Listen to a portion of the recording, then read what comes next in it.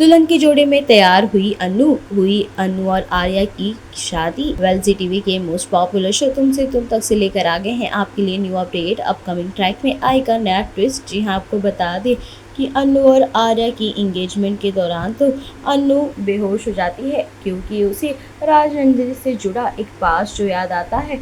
वहीं आपको बता दें कि अब अनु और आर्या का मंडप सज चुका है, जहां पर अनु भी दुल्हन के जोड़े में तैयार हो चुकी है। आप भी डाल दीजिए इस वीडियो पर एक खास नज़र।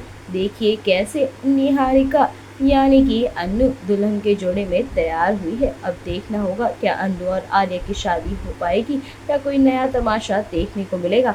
वेल आपको क्या लगता है हमें कमेंट करके अपनी राय ज़रूर बताएं और इस तरह के अपडेट पाने के लिए हमारे चैनल टीवी चक्कर को लाइक एंड सब्सक्राइब करना ना भूलें।